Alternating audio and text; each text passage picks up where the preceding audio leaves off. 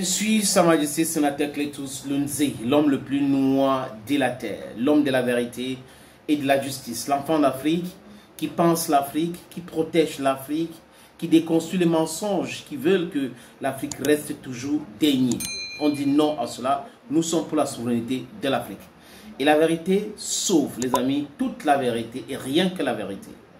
Le terrorisme en Afrique aujourd'hui, ou dans le monde même si vous voulez bien, c'est une création humaine.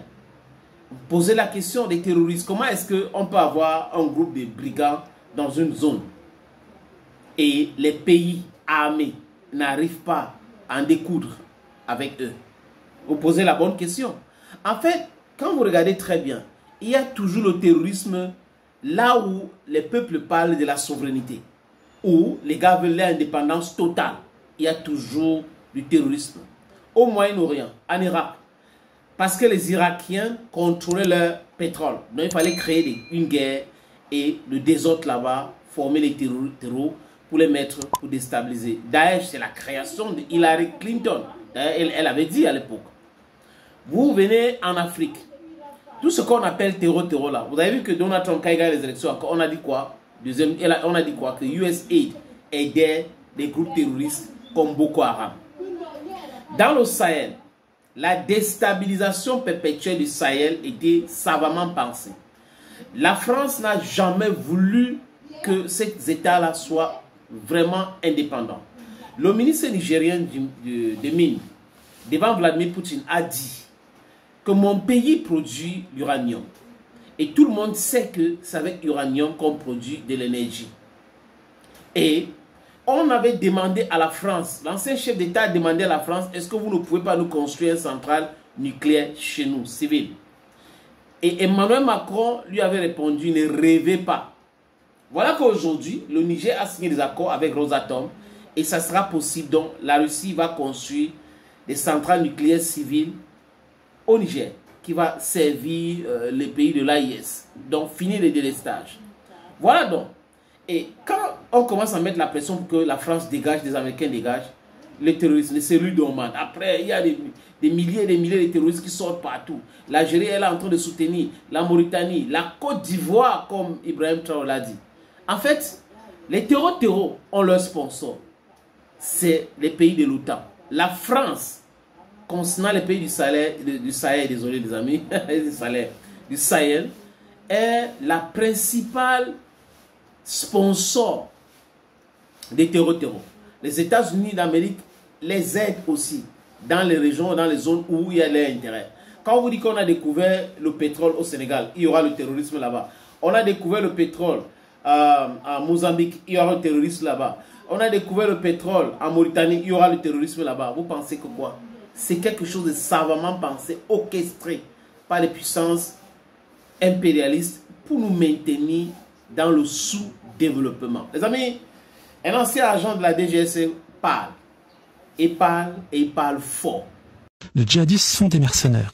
Ils sont payés par des États pour déstabiliser d'autres États, souverains en général. Donc, on ne va pas répéter 10 fois la même chose. Hillary Clinton l'a dit en commission sénatoriale aux États-Unis, c'est facile à retrouver, qu'ils avaient financé Daesh via des pays du Golfe à qui ils ont demandé de les payer. Il faut savoir que les blessés de Daesh étaient soignés en Israël, pour ceux qui allaient en Syrie, d'accord? Et que pour tenir cette masse de garçons, parce qu'il fallait quand même choisir des gens qui étaient, entre guillemets, d'apparence arabe, ok? C'est ce qu'on a fait en France, et ce qu'on continue à faire en France, avec l'affaire Mohamed Merah. Bon. Et ceux qui sont pas contents au niveau de l'établissement, vous portez plainte contre moi, il n'y a pas de problème, j'ai les dossiers. Donc ce qui est important de savoir, c'est que qu'est-ce qu'ils ont fait pour les tenir et les abrutir? Je peux te couper 2 secondes. Il y a un bouquin que je recommande, ça s'appelle Jihad Made in USA. Si tu connais. Ouais, je connais. Voilà. Donc c'est de Mohamed Hassan qui l'a écrit. C'est Michel Collomb qui l'a édité. Tout à fait. Et là, il explique tout ce que tu as dit sur et donc ceux qui tirent les ficelles. Et ce qui est très important par rapport à ce tirage de ficelles, parce qu'on les a en France et c'est le même scénario, comment on a fait pour les tenir? On a mis le Captagon. Captagon, alors écoute, la drogue des soi-disant djihadistes, que c'est une drogue de synthèse aussi, petite gélule blanche, enfin bon, bref. Alors là où tu vas être mort de rire, c'est qu'un des plus gros chargements de Captagon qui s'apprêtait à partir en Turquie, on sait, porte d'entrée pour ceux qui veulent, à l'époque, déstabiliser la Syrie, régime d'Assad, ce qui n'est plus le cas aujourd'hui, ça a été découvert en France, par les douanes françaises.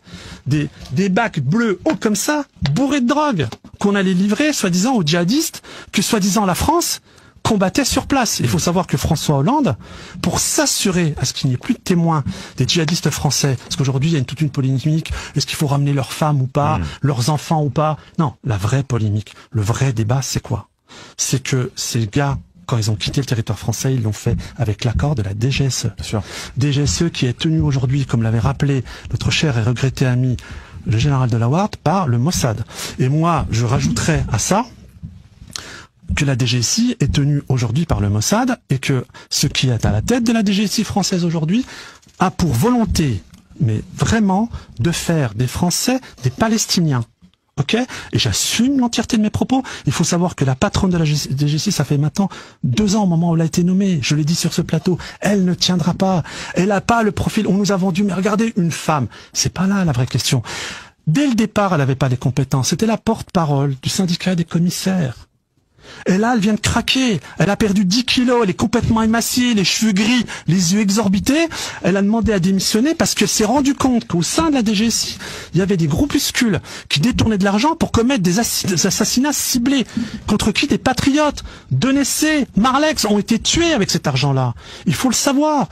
Et quand j'ai rapporté le fait que aujourd'hui, pourquoi la DGSI a mis en place une structure qui s'appelle Al-Lat, que j'ai dénoncé dès le début. Alors aujourd'hui, certains le reprennent en m'invisibilisant. Moi, la question n'est pas là.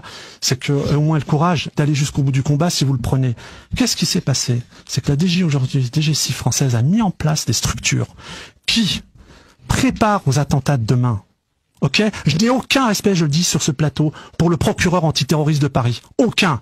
Je lui ai donné la possibilité de faire tomber un réseau terroriste au sein de la DGSI qui est en lien avec des djihadistes que eux-mêmes ont formés pour aller faire un attentat à la gare Saint-Lazare, qui est la gare la plus fréquentée d'Europe, ainsi que sur le boulevard Haussmann. Pire, c'est que mon ex-compagne qui fait des partous avec eux l'a rapporté, et je l'ai rendu public dans un procès verbal. Il n'y avait pas une histoire à la préfecture de police où il y avait une attaque au couteau dans un des... Tout à fait. Le principal responsable de la DGSI, qui était un mec extrêmement aguerri, qui était en train de monter un dossier suite à l'affaire Epstein. L'affaire Epstein. Il faut savoir qu'il était en contact, et il faut savoir que les Américains, via la cellule trafic humain du FBI, qui a été bizarrement démantelée par Biden avant de partir, avaient accepté de travailler avec 2 agents français, parce qu'ils estimaient que le gars était aguerri et ils voulaient plus avoir affaire au parquet de Paris. Il voulait plus avoir affaire aux magistrats, puisque les magistrats avaient dit publiquement, M. Rémy Hertz, qui depuis a fait belle carrière, hein, le mégot de cigarette de Notre-Dame, c'est lui, l'affaire chlordécone aux Antilles, c'est lui. Donc voilà, belle carrière, aujourd'hui à la tête de la Cour de cassation, hein, qui a passé un entretien auprès d'Édouard Philippe. Jamais vu dans l'histoire de la Ve République, c'est Édouard Philippe qui a fait passer les entretiens au futur procureur de Paris. Bon, jamais vu. Bon, donc s'il a été choisi, c'est pas par hasard. Eh ben, ce monsieur a dit, lorsqu'il a été évoqué l'affaire Epstein, puisqu'on avait des témoignages de jeunes filles mineures qui avaient été envoyées sur son île, via l'association Innocence en danger, il a rapporté, mais il n'y a rien dans ce dossier. Ben voyons. Donc les Américains, quand ils ont vu ça, ils ont dit on va quand même travailler avec quelqu'un qui travaille sur le dossier. Ils ont ouvert un canal, ce qu'on appelle un canal. Oui, merci, je rappelle que je suis pas suicidaire. Voilà. Justement, j'ai répondu. Tu n'es pas suicidaire. Et puis pareil, hein. Au lieu de me prendre dans le dos, comme vous avez fait rue de Tocqueville, bande d'enfoirés, ou bien en bas de chez moi, il y a de ça quelques temps, vous me prenez de face. Faut monter parce que Mourad règle ses comptes. D'ailleurs, tu remarqueras, je te ferai savoir que quand même depuis la lettre de Retailleau, il y en a beaucoup qui ferment leur gueule et qui jappent beaucoup moins, parce que c'est quand même le ministre de l'Intérieur qui reconnaît quand même les faits concernant mon affaire. Quand c'est un insider qui dit ce que vous avez entendu là, les amis, nous autres, quand on dit ça, vous devez croire maintenant, n'est-ce pas? Parce que on est parti du fait qu'on ne produit pas les armes. On est parti du fait que certains pays n'ont pas de port. Et quand vous observez très bien, ceux qui ont des ports, qui sont hostiles au pays où il y a le terrorisme, utilisent les ports pour acheminer les armes que l'impérialisme envoie, à l'instar de Alassane Ouattara de la Côte d'Ivoire, de Patrice Talon du Bénin. C'est clair et net maintenant. Ces armes-là sont fabriquées quelque part. Et les terroristes ne peuvent pas avoir ça en quantité sans que c'est un État qui est derrière. Donc Macron certainement discute avec ces terroristes-là. Les Américains, on discute avec eux parce que vous pensez qu'on les donne l'argent comment? Les renseignements, on les donne comment? Et France 24, RFI, qui ouvre ses antennes, aux chefs terreaux. Parfois, ils sont même en France sur le plateau en train de parler. C'est clair, non? La France est une sponsor du terrorisme en Afrique.